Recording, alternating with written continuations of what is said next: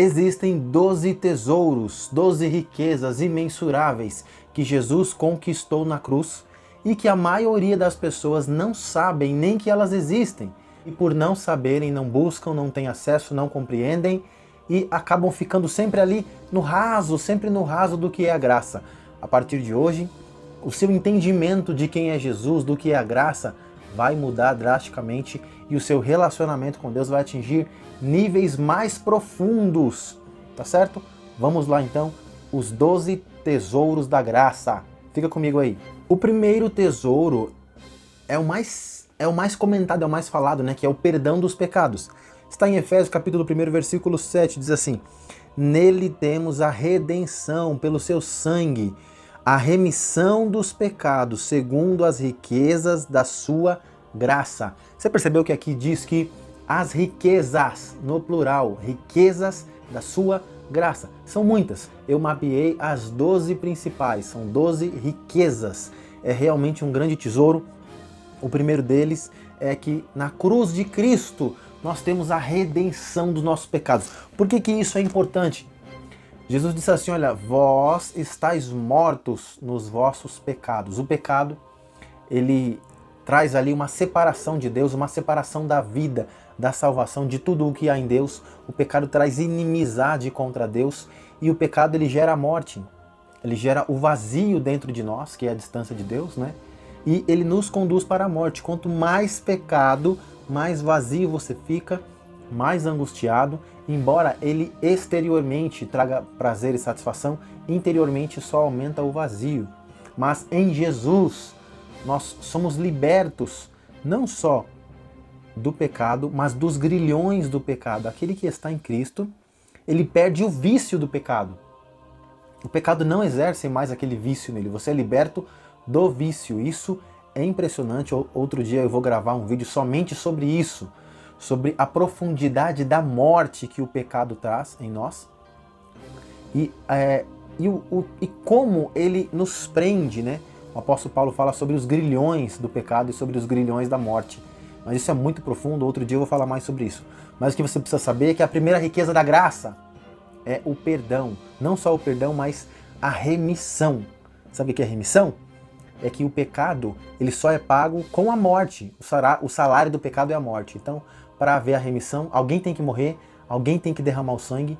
No Antigo Testamento era o sangue de bodes e de ovelhas, certo? Mas ele só pagava ali parcialmente, né, os pecados. Então era necessário que sempre se matassem mais e mais animais. Mas Jesus nos remiu por completo, um sacrifício santo, perfeito e agradável a Deus, certo? Isso é muito profundo, merece outro vídeo. A segunda riqueza, o segundo tesouro da graça. Olha que interessante, Atos 13:39 diz assim: e de tudo o que pela lei de Moisés não pudeste ser justificados, por ele é justificado todo aquele que crê. Certo? Como você é justificado e como é perdoado seus pecados? Pela fé, por aquele que crê em Jesus. Né? Vamos falar mais na frente sobre isso, sobre o poder da fé. Mas tem algo mais profundo aqui na justificação. Diz assim, ó, Romanos 5:1 diz assim: sendo, pois, justificados pela fé, temos paz com Deus por meio de nosso Senhor Jesus Cristo. Tem uma angústia muito grande no coração do homem, que é a guerra contra Deus, certo? Os nossos pecados nos fazem inimigos de Deus. E em Cristo, nós não só fomos perdoados dos pecados, existem vários degraus e vários níveis, né? Ó, você foi perdoado dos seus pecados. Isso te livra da condenação eterna, de ir para o inferno. Mas isso não te faz justo o suficiente para entrar no céu, certo? Porque todas as obras de justiça que Jesus fez durante a sua vida, as obras de justiça que foi ser santo e cumprir toda a lei, certo? Na sua crucificação, morte e ressurreição, ele transferiu para nós. Nós somos justificados pela fé em Jesus, ou seja, a justiça de Jesus foi transferida para nós. Olha só, ele perdoou os pecados e ele transferiu a sua justiça para nós. Através da fé, nós somos feitos justos. Você já parou para pensar? Deus perdoa os seus pecados, você não vai para o inferno, mas você não pode ir para o céu, porque você não é justo o suficiente. Mas em Cristo, nós somos justificados. Isso é um tesouro que não tem preço. Ele cumpriu toda a lei por nós, ele executou toda a justiça por nós, certo? Terceiro tesouro. O terceiro tesouro é a reconciliação. E não só isso, mas também o poder para reconciliar. O que isso quer dizer? Vamos lá. Ó, Romanos 5, de novo, versículo 10, diz assim: pois se nós, quando éramos inimigos, certo? Fomos reconciliados com Deus pela morte de seu Filho, muito mais, estando já reconciliados, seremos salvos pela sua vida.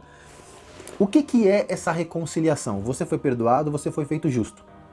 Mas você, sozinho, não conseguiria se reconciliar com Deus. Eu vou te dar um exemplo aqui, ó. Imagina que você é meu amigo, amiga, e você me traiu, você enfiou uma faca nas minhas costas, certo? Nós brigamos, nós ficamos distantes. E você veio para mim e me pediu perdão. Eu posso te perdoar, nós continuamos irmãos, mas eu posso não querer estar mais próximo de você. Você traiu a minha confiança e eu falo, ó, não quero mais que a gente passeie, que a gente saia. Tudo aquilo que a gente fazia, não tem como fazer mais porque eu não confio mais em você, mas você está perdoado. Eu tenho o direito de escolher quem é meu amigo. Se a pessoa traiu a minha confiança, né, eu perdoo, continua sendo meu irmão, conversamos e tudo mais, mas eu não consigo mais ter intimidade com essa pessoa, certo? O que Jesus fez? A reconciliação. Ele nos reconciliou com Deus. Nós éramos inimigos de Deus, certo? Ele perdoou os pecados, ele nos fez justos, mas também ele nos reconciliou. O que Jesus falou? Que todo aquele que me confessar diante dos homens, eu também confessarei o seu nome diante do meu Pai e diante dos seus santos anjos. Porque em Cristo nós somos reconciliados, nós voltamos a nos tornar amigos. Por isso que Jesus falou assim, olha, eu não vos chamo mais servos, mas eu vos chamo amigos, porque o servo não conhece os segredos do seu Senhor, mas o amigo conhece. E Jesus disse, tudo aquilo que o Pai me disse em secreto, eu vos tenho revelado, então agora vós sois meus amigos.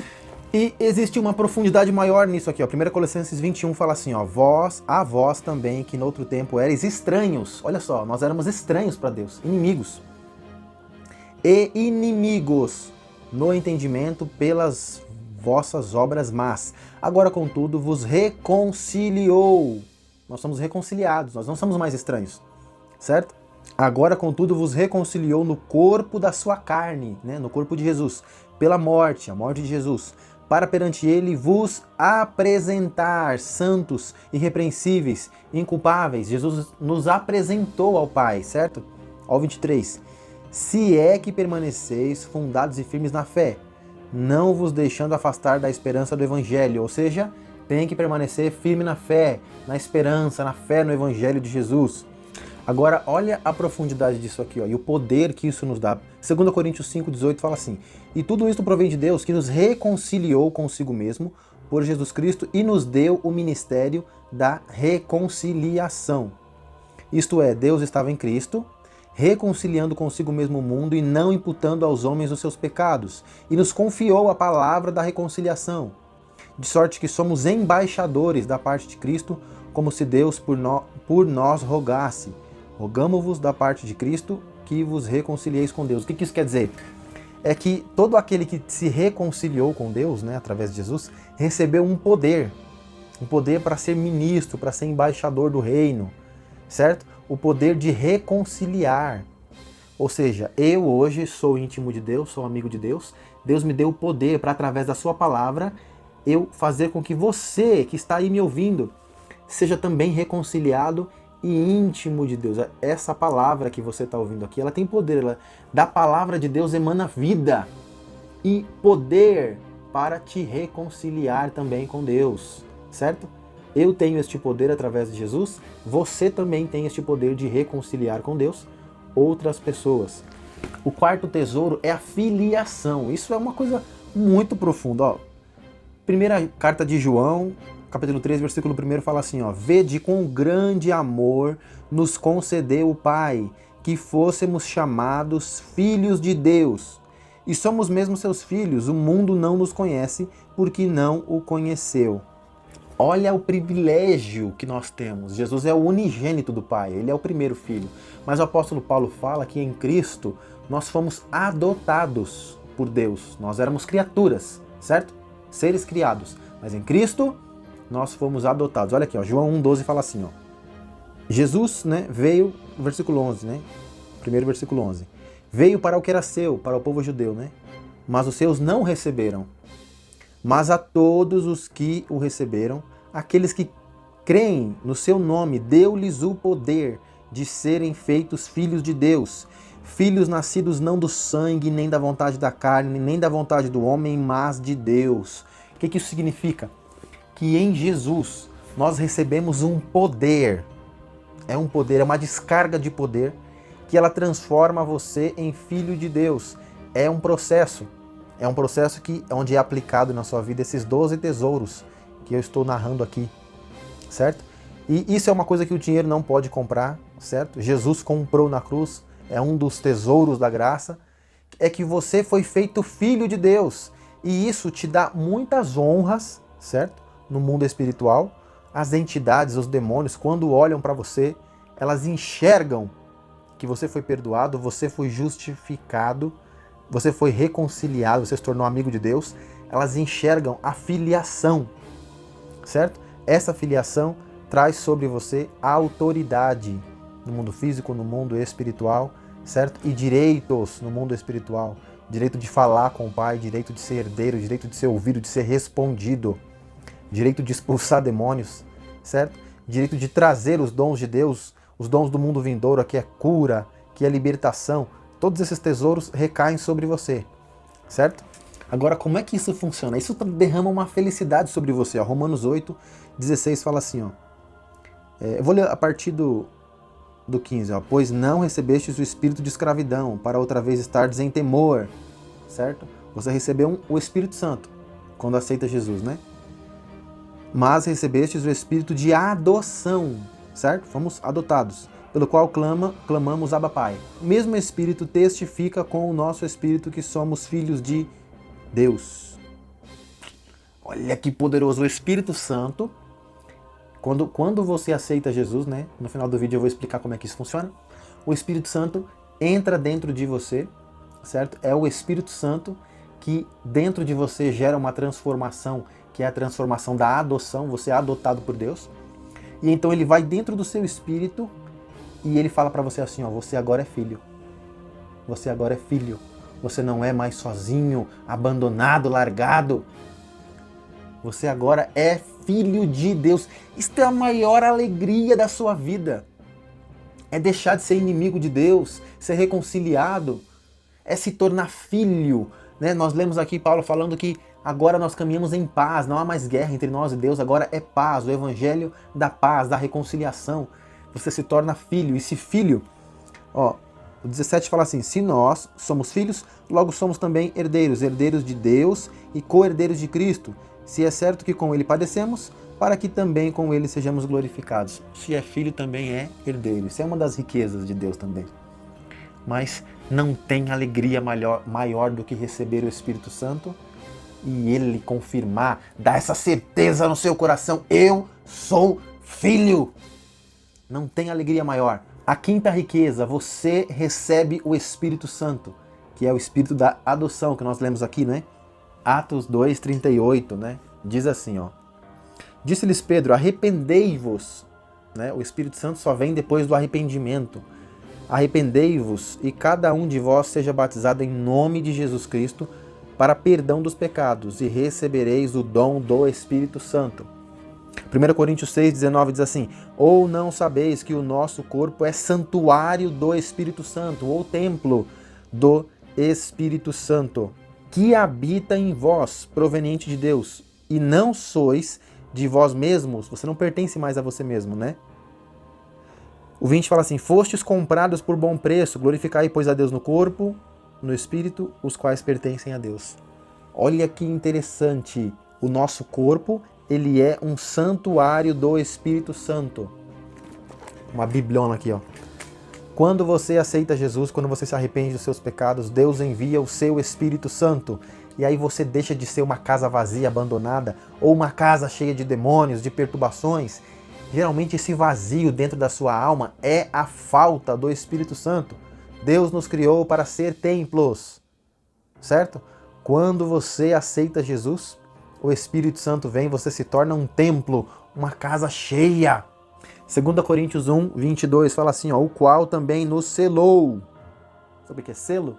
Quando um rei ia mandar uma carta para alguém, que era uma carta de autoridade, né? O rei, ele selava a carta, certo? Porque ali estava dizendo, ó, isso aqui é do rei, pertence ao rei. É oficial, uma carta oficial, tinha o selo do rei. Então o que o apóstolo Paulo está falando aqui? O qual também nos selou. O Espírito Santo é o selo. Você é de Deus, você pertence a Deus, você foi comprado, você é dele. E aí Paulo fala assim, o qual é o... Ó, nos selou e deu o penhor do Espírito em nossos corações. O penhor, o que isso significa? Que o Espírito Santo habitando dentro de você é uma garantia, né? É um penhor, é uma garantia de que você é de Deus, certo? E que você já está salvo, que você vai entrar no reino. Porque se Deus nos deu do seu Espírito, que é o que Deus tem de mais precioso, se Ele nos deu do seu Espírito, a salvação, o reino, o céu, é muito menor. Então o Espírito Santo é um penhor, é uma garantia. Ó, você está salvo, está selado, é meu. O sexto tesouro, Deus nos fez participantes da natureza divina. Vamos lá, diz assim, ó, 2 Pedro 1,4. Desse modo ele nos tem dado grandíssimas e preciosas promessas, para que por elas vos torneis participantes da natureza divina, havendo escapado da corrupção que pela concupiscência há no mundo. O que o apóstolo Pedro está dizendo aqui? Ó? Pelas promessas, por tudo aquilo que Deus nos disse, pela sua palavra, né? Nós somos feitos participantes da natureza divina. O que isso quer dizer? Deus, ele tem uma natureza. A natureza do homem é caída, é pecadora, é maligna, mentirosa, corrupta. A natureza de Deus é santa, verdadeira, justa, fiel. E através de todo este processo de salvação, e todas essas riquezas que são derramadas sobre nós, acontece um processo de transformação onde nós somos feitos participantes da natureza de Deus, ou seja, nós vamos ficando parecidos com Deus, a ponto de chega o dia em que alguém olha para você e fala, você é um cristão, não é? Você é crente, não é? Você é uma pessoa diferente, você fala diferente, você se move, age diferente. Você é parecido com Jesus. Isso é o processo da transformação e através disso, né, de todo este processo, vem dons e nós vamos ficando cada vez mais parecidos com Deus, até que vai chegando o ponto em que assim como a palavra de Deus, ela executa coisas, a nossa palavra também começa a executar coisas, é a palavra de autoridade, né? Nós vamos ficando tão parecidos com Deus e o poder dele vai fluindo tanto que a nossa palavra começa a ganhar um poder diferenciado. Mas isso é assunto para outro vídeo. Vamos lá. Gálatas 5 vai falar aqui, né? 5:22. Vai falar aqui sobre o que é a nossa carne, certo? A nossa carne caída, os nossos desejos, como eles são corrompidos.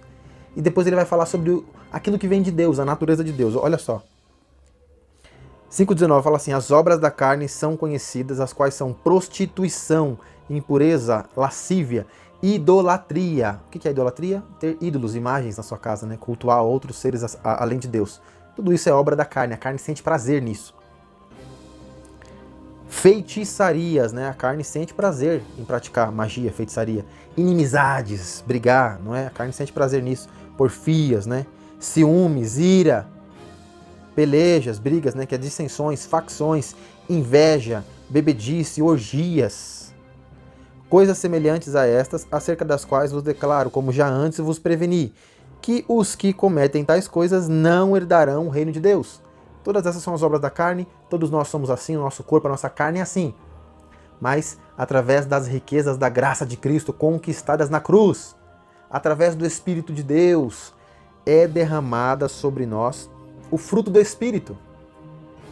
O fruto do Espírito, é o que Paulo fala. Quando o Espírito entra em nós, ele começa a manifestar os seus frutos. Quais são? 22 aqui, ó. Mas o fruto do Espírito é amor. Amor, quem tem o Espírito Santo ama, quem não tem não ama. Gozo, o que é esse gozo? É uma alegria. É alegria no Espírito, não tem motivo. Quem tem alegria no Espírito, mesmo na luta, na dificuldade, anda em alegria. Paz, olha... Você sente paz no seu coração? Ah, eu nem sei o que é paz. O Espírito Santo te dá paz. Longanimidade, que é longo ânimo, né? Benignidade, ser uma pessoa boa, pratica o bem. Bondade, fidelidade, olha. Ah, antes de conhecer Jesus eu era infiel nos relacionamentos, nas amizades. O Espírito Santo manifesta em você a fidelidade, mansidão, uma pessoa mansa, domínio próprio. Poucas pessoas têm isso aqui, uma pessoa que domina suas emoções, seus sentimentos, sua ira, certo? Contra estas coisas não há lei, e os que são de Cristo Jesus crucificam a carne com as suas paixões e concupiscências. Se vivermos no Espírito, andemos também no Espírito. Não nos tornemos convencidos, irritando uns aos outros, invejando-nos uns aos outros. Por que eu li isso aqui? Porque eu gosto de ler a palavra, e ela é vida, ela edifica a sua vida, certo? Os dons do Espírito Santo, eles vão, né, os dons, o Espírito Santo tem mais dons, a gente vai falar sobre isso depois, aqui são os frutos, né? Quando o Espírito Santo entra em você, ele começa a manifestar os frutos, e através desses frutos você vai ficando cada vez mais parecido com Deus, e a natureza divina vai se manifestando cada vez mais em você, certo? Qual que é o sétimo tesouro? A manifestação de dons. O dom ele pode ser dado por Deus, né? Algumas pessoas têm um ou dois dons dado por Deus. Eu tenho dom de sonho, de visão, de revelação, algumas vezes de interpretação de sonhos. Mas eu posso buscar, clamar, pedir para Deus outros dons, e Ele vai me dar. E todos esses dons são usados para o aprimoramento da igreja, o aprimoramento da fé, da comunhão, né? 1 Coríntios 12,7 fala assim, ó, a manifestação do Espírito, certo? Do Espírito Santo, é dada a cada um para o que for útil. A um, pelo Espírito, é dada a palavra de sabedoria. Tem pessoa que tem muita facilidade para pregar a palavra de Deus, não é? Eu desconfio que eu tenho um pouco desse dom aqui, viu? A outro, pelo mesmo Espírito, a palavra de ciência, né? De conhecimento, conhece, né? Você nunca leu, certo? Você nunca viu em lugar nenhum, mas aquilo vem como uma revelação, um conhecimento dentro da palavra de Deus, certo? Algumas vezes, né? Eu já manifestei isso, tem vídeos meus de coisas que eu nunca vi em lugar nenhum, e eu leio o texto e aquela revelação desce inteira. Se você pegar ali o meu vídeo onde eu falo sobre os segredos de Lúcifer, ali tem coisas que eu nunca vi em lugar nenhum, mas a revelação veio pela palavra de Deus. Né? O versículo 9. A outro, pelo mesmo Espírito, fé. A fé também é um dom. Todo mundo tem um pouquinho de fé, mas tem aquela fé que move montanhas, aquela fé que manifesta milagres, é um dom do Espírito Santo. A outro, pelo mesmo Espírito, dons de curar. Nem todo mundo que orar, nem todo mundo que impor as mãos vai manifestar a cura. É um dom do Espírito. Se você não tem, você pode buscar em Deus, certo? A outro, operação de milagres. Deus executa milagres, mas tem pessoas que têm o dom de executar milagres, né? A outro, profecia, né? Chegar para uma pessoa e entregar uma profecia, algo que Deus mandou. Eu só manifestei esse dom 3 vezes até hoje na minha vida, né? É de receber uma revelação de Deus e ir para uma pessoa e falar, ó, Deus manda dizer assim. Há outros, discernimento de espíritos, discernir se aquilo que você está vendo é um anjo ou é um demônio, sentir uma outra pessoa, discernir uma pessoa, né? Se ela é mentirosa, se ela é falsa, se ela engana, se ela tem demônios dentro dela, tudo isso é discernimento, discernir pessoas, discernir espíritos. Há outros, variedade de línguas, que é falar na língua dos anjos, isso também é um dom de Deus. Há outro, interpretação. Uma pessoa está falando línguas, outra pessoa interpreta, isso é um dom do Espírito Santo. Mas um só é o mesmo Espírito que opera todas essas coisas, distribuindo particularmente a cada um como quer. Eu tenho um vídeo aqui no canal, eu vou deixar o link na descrição, onde eu falo todos os segredos, né, tudo sobre o Espírito Santo, dons, frutos, na profundidade. Se você tiver curiosidade, dá uma olhada lá. Mas todos esses dons que eu falei aqui, você tem o direito, através da graça de Cristo, de possuir esses dons. Deus pode manifestar ele na sua vida através, né, do Espírito Santo, mas conforme a necessidade da obra ou a necessidade daquilo que Deus quer fazer na sua vida. Mas você também pode buscar a manifestação desses dons através de consagração, de jejum e de oração, tá certo? O 8º tesouro, eu já falei aqui, né? 2 Coríntios 5, fala que nós somos feitos embaixadores, ministros do Evangelho.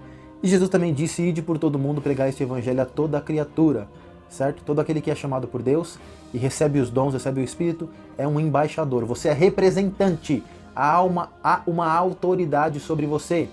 Como assim? Se você é um embaixador do reino, Jesus falou, aquilo que você ligar na terra é ligado no céu, certo? Aquilo que você declarar como salvo também é salvo, porque você é um embaixador. Jesus falou assim, ó, se você for numa cidade, pregar o Evangelho lá, e aquelas pessoas não aceitarem, não receberem, saindo daquela cidade, bata o pó, né, da sua roupa daquela cidade no chão. No último dia, no juízo final, aquele pó vai ser testemunha de que aquela cidade ouviu. Quando você prega para uma pessoa e ela também não escuta, né, até o pó do seu corpo que estava ali enquanto você falava vai testemunhar, porque você é um embaixador. A sua palavra ali, ela age como uma testemunha, você é um selado, certo? Tanto para que aquela palavra que você fale tenha autoridade para gerar cura, libertação, salvação, como também para testemunhar contra aquela pessoa, certo? Esse embaixador é impressionante. Quando você chega em qualquer lugar, todo mundo espiritual reconhece, né, não só a filiação, a comunhão, reconhece que você tem a autoridade de Deus, a autoridade do mundo espiritual. Isso é impressionante. O nono dom é que, através da graça de Cristo, a sua oração é ouvida sempre, certo? Aquele que não é filho de Deus pode falar com Deus, né? Deus pode ouvir, mas ele não tem a obrigação de responder, porque Deus só responde aos seus. Isso aqui é muito profundo, ó. Por que no Antigo Testamento tinha o sacerdote? No Antigo Testamento, para você falar com Deus, você tinha que ir no templo, certo? Você sacrificava um animal pelos seus pecados, podia ser um cordeiro, um bode, um boi, uma rolinha, dependendo do pecado, tinha classificações lá, mas você tinha que sacrificar um animal. Primeiro, para se chegar a Deus, né? Os seus pecados tinham que estar perdoados, você não podia ter pecado, senão ele nem ia te ouvir. Então você sacrificava um animal, ele ia te ouvir. Mas aí você contava para o sacerdote o que você queria pedir para Deus, né? Tinha oferta pelo pecado, tinha ofertas diversas, né? Oferta de gratidão, tinha votos, tinha ofertas para que você pudesse orar também. Então você falava para o sacerdote, eu preciso pedir tal coisa para Deus. O sacerdote ia interceder por você diante de Deus, né? Havia também situações, né, em que homens de Deus ali como Davi oravam e Deus ouvia, mas é óbvio, né? Davi tinha ali o costume de sacrificar ao Senhor sempre. Mas Davi também era um rei, né? Por quê? O Espírito Santo só vinha sobre sacerdote, reis e profetas, certo? Porque para você falar com Deus diretamente e ele te ouvir, tem que ter um sacrifício e você tem que ter o Espírito Santo. Porque é o Espírito que intercede. O apóstolo Paulo fala que o Espírito intercede por nós com gemidos inexprimíveis, certo? É o Espírito Santo quem intercede, é o Espírito Santo quem gera a comunhão, é o Espírito Santo quem gera a conexão com Deus. Se você não tem o Espírito Santo, Deus não vai nem ouvir a sua oração. Se você não tem hoje o sacrifício de Jesus, ele não vai ouvir. Então, através de Jesus, temos os pecados perdoados, recebemos o Espírito Santo, e pelo Espírito Santo, Deus ouve e responde toda a oração. E não só pelo Espírito, né? Vou ler aqui Marcos 11, 24, tem outra tática aqui, ó. Por isso vos digo que tudo o que pedirdes em oração, crede que recebestes e será vosso. Tem uma sacada aqui, ó. Você é filho, você tem todos esses tesouros que eu falei aqui. Quando você for orar, crede que recebestes. Você não crê que vai receber, crê que recebeste, ou seja, já recebeu. Por quê? Porque você é filho, porque você é salvo, porque o sacrifício de Cristo é que intercedeu, é que limpou, é que intercede por você, certo? Então, ó a sacada, tudo que você for pedir ao Pai, creia que você já recebeu.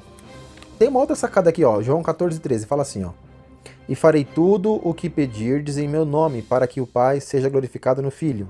Se me pedirdes alguma coisa, em meu nome eu o farei. Existe uma sacada aqui, qualquer coisa que você vai pedir a Deus, né? Você só pede porque o seu pecado está perdoado, você só consegue falar com ele por causa do Espírito Santo, certo? Né? Você tem 4 coisas, ó. O seu pecado foi perdoado em Cristo, você tem acesso a ele pelo Espírito Santo, você crê que já recebeu, e o 4º ponto aqui é o que Jesus está falando aqui, né? Peça em meu nome. Então, vai falar com Deus, fala, Senhor, eu te peço tal coisa em nome de Jesus. Tem gente que vai dizer, mas o nome de Jesus não é Jesus, é Yahushua, Yahushua. Gente, não faz diferença. Todo mundo conhece como Jesus, né? Eu não vou falar sobre isso agora, mas é o nome mais conhecido. Jesus sabe que você está falando o nome dele, o Pai também sabe que é ele, né? Então eu falo Jesus.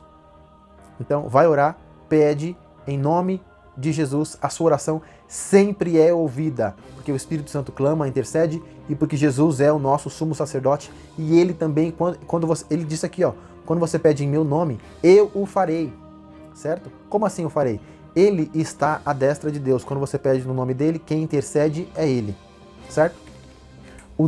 A décima riqueza, o 10º tesouro, direito a um corpo glorificado. Isso é tremendo, não tem preço isso aqui. Filipenses 3:20 diz assim: mas a nossa pátria está nos céus, de onde esperamos o Salvador, Senhor Jesus Cristo, que transformará o nosso corpo de humilhação, né, o corpo do pecado, para ser conforme o seu corpo glorioso, segundo o seu eficaz poder, de sujeitar também a si todas as coisas.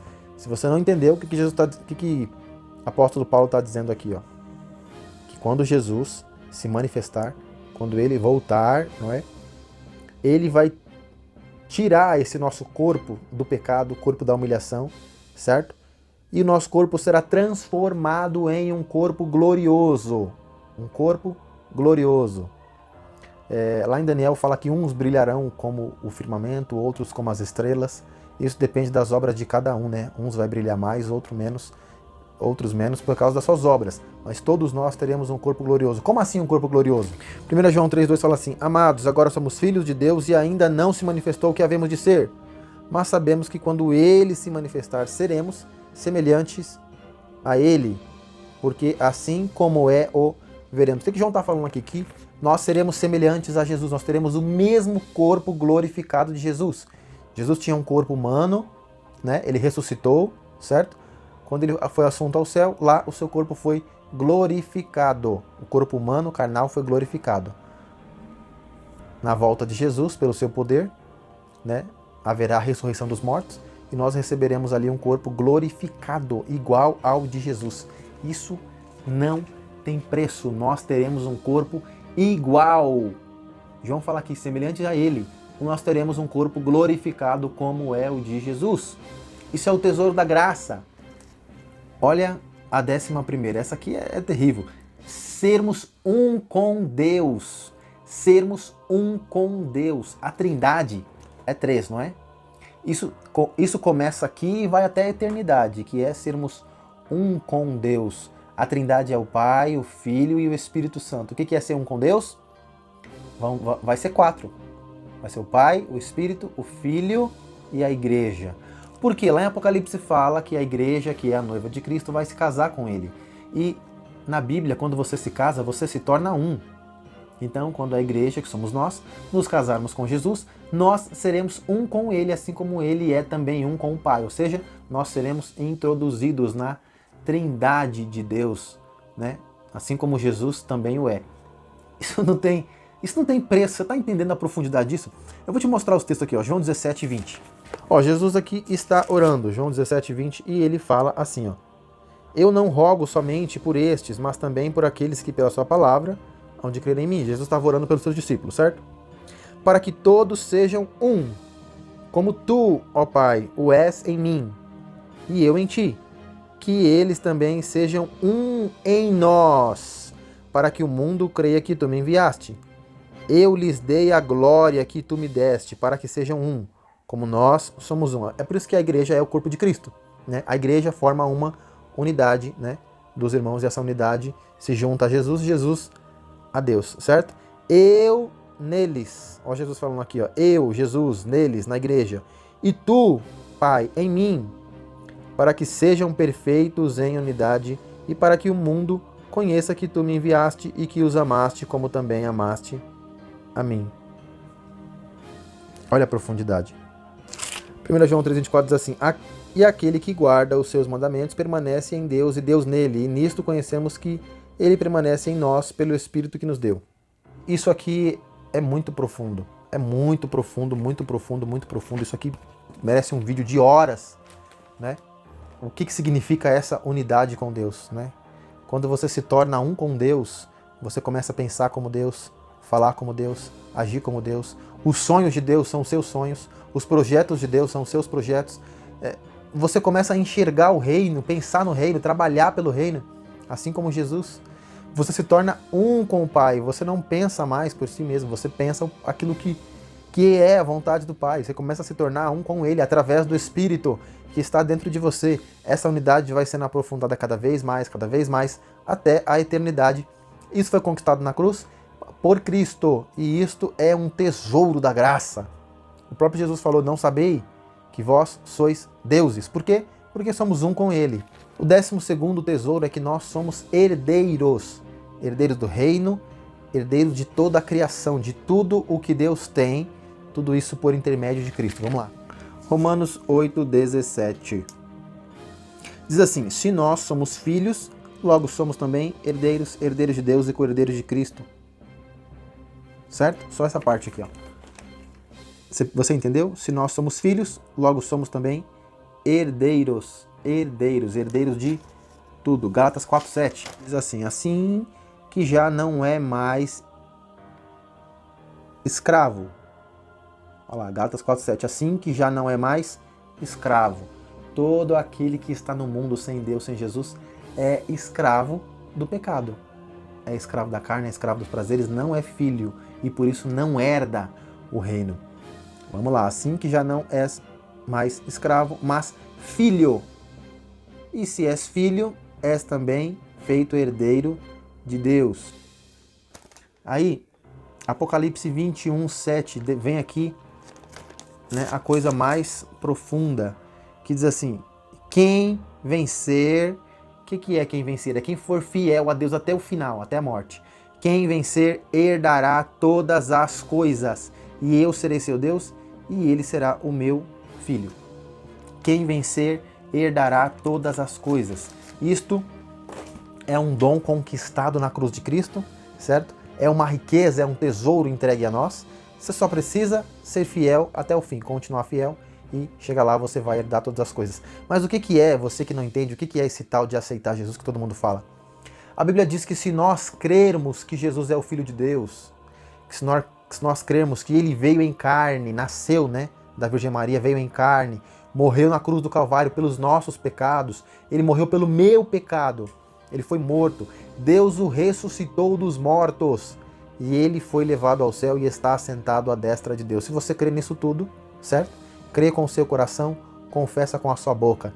Então, se você não é cristão, mas você quer ter esses tesouros na sua vida, confesse aí com a sua boca, diz assim, Senhor, eu creio que Jesus é o seu Filho, Jesus é o Filho de Deus, eu creio que Ele veio em carne, que Ele nasceu da Virgem Maria, eu creio que Ele morreu na cruz pelos meus pecados, eu creio que o Senhor o ressuscitou ao terceiro dia, que Ele foi levado ao céu e que está sentado à tua direita, certo? Confessa com a sua boca, diga, eu creio, e eu te peço perdão pelos meus pecados, por todos os meus pecados, eu te peço perdão, Pai, que o sangue de Jesus possa lavar os meus pecados, me cobrir.